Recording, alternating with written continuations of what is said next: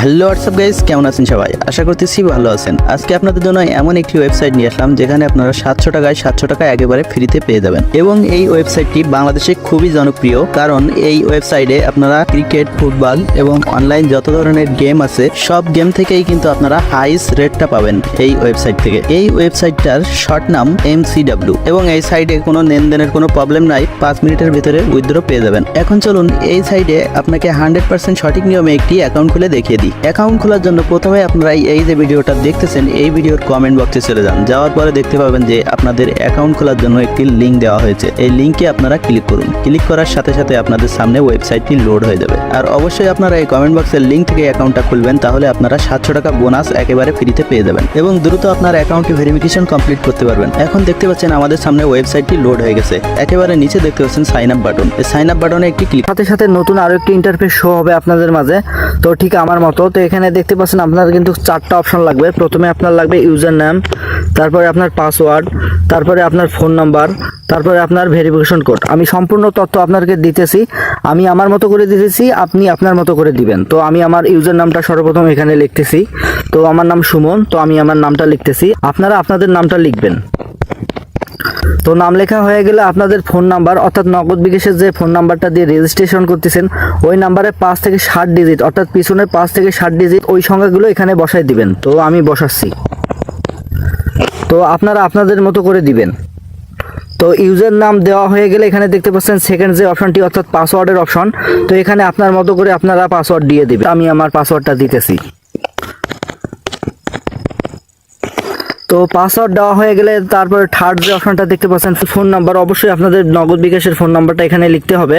লেখার পূর্বে মনে রাখবেন এখানে কিন্তু তারা 0 দিয়ে রাখছে, আপনারা 1 থেকে শুরু করবেন। অর্থাৎ আমি আমার নাম্বারটা লিখে দিতেছি। 0টা দেওয়ার দরকার নাই, 1 থেকে শুরু করবেন। আমি আমার নাম্বারটা এখানে পেস্ট করলাম। তো লাস্ট যে অপশনটি আপনাদেরকে করতে হবে এখানে দেখতে পাচ্ছেন ভেরিফিকেশন কোড। যে কোডটা এখানে আপনাদের থাকবে সিম্পলি এখানে বসাই দিয়ে সাবমিটে ক্লিক করবেন। আমি আমার কোডটা লিখতেছি। তো আমার এখানে কোড হচ্ছে 0904।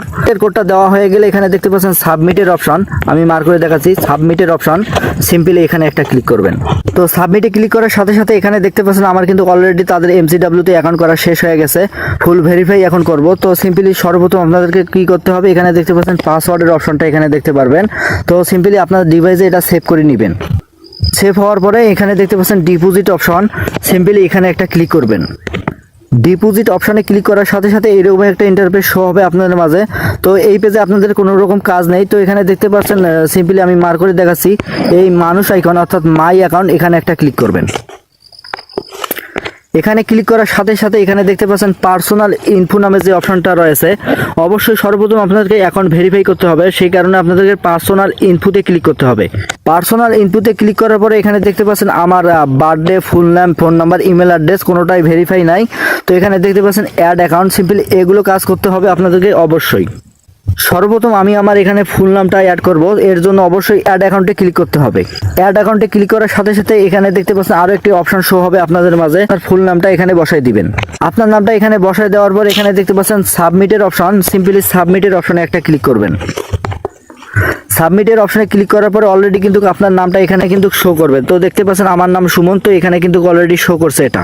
তো সেকেন্ড যে অপশনটি এখানে দেখতে পাচ্ছেন বার্থডের অপশন, এটা পূরণ করতে হলে অবশ্যই অ্যাড অ্যাকাউন্টে পুনরায় আপনাদেরকে ক্লিক করতে হবে। তো অ্যাডে ক্লিক করার সাথে সাথে এখানে দেখতে পাচ্ছেন আপনার প্রথমে লাগবে ইয়ার, মান্থ এবং ডেট। আপনারা আমাকে ফলো করে অবশ্যই দিবেন আপনার মতো করে। তো সর্বপ্রথম এখানে কিন্তু সাল দিতে হবে, আপনি যে সালে জন্মগ্রহণ করেছেন সেই সালটা এখানে কি বসায় দিতে হবে। তো আমি আমার সালটা দিতেছি, তারপরে মাস দিবেন, তারপরে তারিখ দিবেন।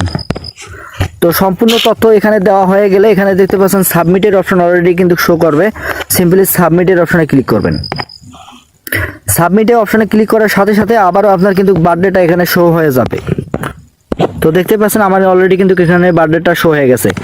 তো সিম্পলি যে বিষয়টা না করলেই নয়, এখানে দেখতে পাচ্ছেন থার্ড যে অপশনটি, সবগুলো না করলে হবে কিন্তু ফোন নাম্বারটা অবশ্যই আপনারা ভেরিফাই করবেন।